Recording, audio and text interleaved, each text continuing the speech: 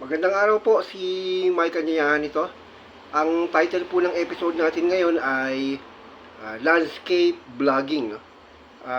Hindi ako mag-ano no, magdi-discuss or magtuturo kung paano mag-vlog no. Ah, Actually vlogging update ko lang 'to no.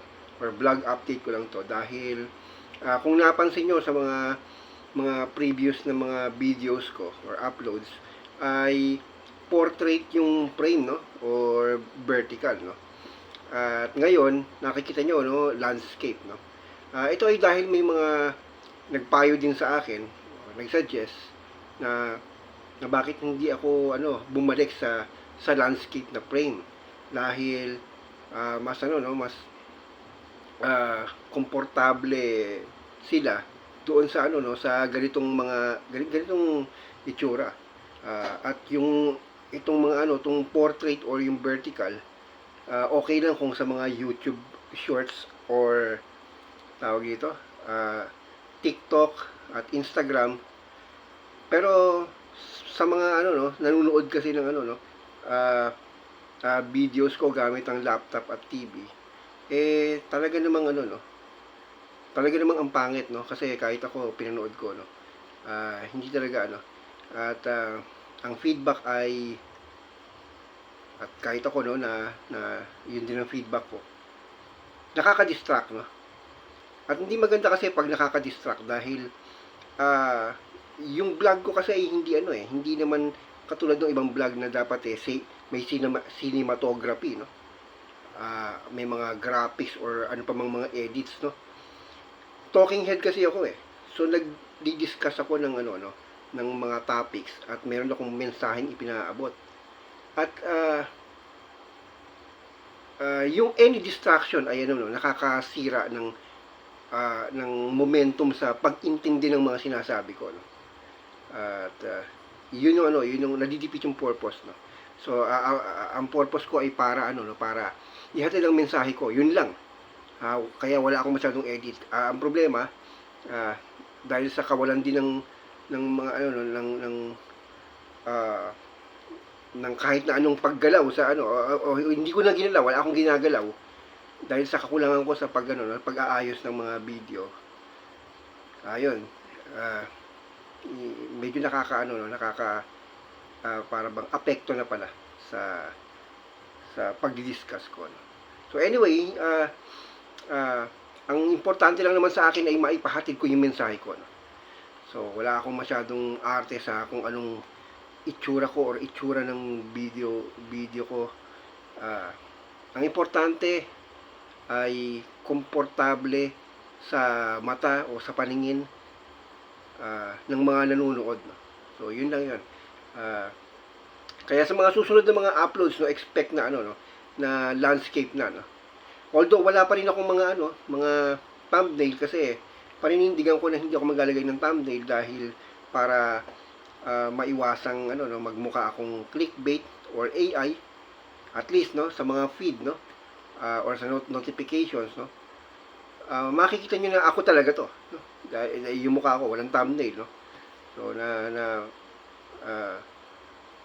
yung ako talaga kasi ang purpose ko talaga dito ay maging authentic no, maging original no, uncut, no edit no.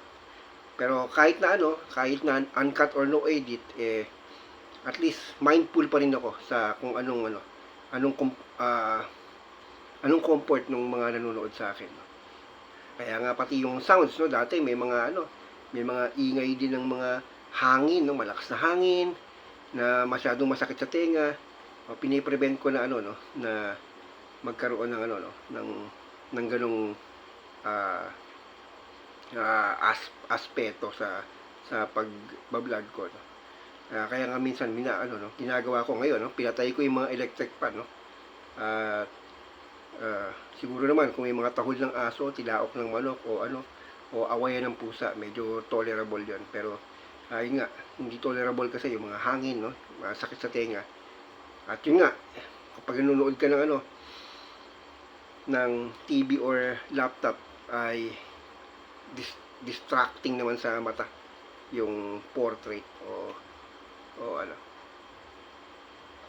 kahit nga sa YouTube short or or sa TikTok or Instagram, no. Pinanood ko na yung sarili ko eh. Masyadong malapit yung yung mukha ko, no. Ah, nakakaasiwa nga naman kasi kitang-kita nyo yung no, yung ipin ko. Pati ngal-ngal ako, no. At least ito medyo malayo, no. Malayo yung bunganga ko sa no, sa mga nanonood sa akin, no. Kaya hindi kayo maaalangan, no, na kung may parang tumatalsik bang laway, hindi naman tumatalsik laway ko. So, at least hindi makikita. Dito, balanse, di ba? Hindi lang yung mukha ko ang makikita nyo. Kung ano yung nakikita ng no, yung naked eyes nyo, no, sa normal na paningin nyo, no, yung ganung, yung horizon, makikita nyo, no. Pati sa likod ko, kung meron bang meron bang magnanakaw sa likod ko na sasakal sa akin bigla, at least makikita nyo kung ano nangyari, binalaglag bang butike, di ba? So, okay na yun. Importante yung mensahe ko, walang distraction sa sa pagdi-discuss ko. So, yun. At siguro advantage na rin para sa akin dahil na ibabalik ko na yung dati kong gesture, no, kasi malikot ang kamay ko eh. Pagka may mga nagdi-discuss ako, meron talagang galaw yung kamay ko, no. Bawa, sabihin ko quote and quote. O kaya mag-ano ko, di-discuss ako ng parang may focus, may ginaganyan ko yung kamay ko. O basta malaya yung kamay ko, no. Hindi hindi parang hindi nakahawak sa device, no. Ayan. So ayun, vlog update lang to. Wala akong masyadong ituturo dito kasi sa vlogging naman hindi naman din ako hindi naman ako nagmamagaling din, no, kasi open nga ako sa mga sa mga suggestion, no. Marunong din ako tumanggap ng pagkakamali, kaya alam ko kung mali na yung sinusubok ko. So, erase natin yan, babaguhin natin, improve natin sarili natin. Ganun ang ganun ang stoicism, ganun ang mga stoic, no. Hindi tayo hindi tayo matigas ang ulo. Hindi tayo narcissist, no. Marunong tayong makinig, no? Marunong tayong tumanggap ng pagkakamali. Yun. Yun ang pinagkaiba natin sa iba. O yun, at natututo ako dito. At ngayon, sa mga susunod na panahon, makikita natin kung kung mayroon na naman tayong matitisod na lesson, kung may mga hindi na ba applicable o mali na ba yung mga style ko or gawi ko. Open tayo dyan. Kita nyo nga, ganun ako ka-open sa sa mga ina-upload kong topic, no. Kung meron kayong suggestion, yun, di-discuss ko yun, no. Hindi ako puro ako lang yung kung anong gusto ko, yun lang yung i-upload ko. Hindi. Kung may mga kayo, suggested topic kayo, feel free to comment, no. At hanggat makakaya ko ay di-discuss ko yung topic. At hanggat makakaya kong i-connect sa stoicism, dahil nagtuturo tayo ng stoicism, ay i-connect ko sa stoicism, no? So, basta mga related lang, no. Kasi may mga ibang bagay din na minsan pag malayo na sa context natin or sa niche natin, baka hindi ko na kayang i-discuss, no? So, yung malapit-lapit lang sa niche natin, no? Stoicism or philosophy. Okay. Ganun lang kayo, suggest lang kayo. Very open ako dyan. Open din ako sa criticism, no? At well taken kung may mga pula kayo. Basta maging lang tayo, no? Maging sports lang tayo sa pananalita, dahil kahit si YouTube ay nire-regulate yung mga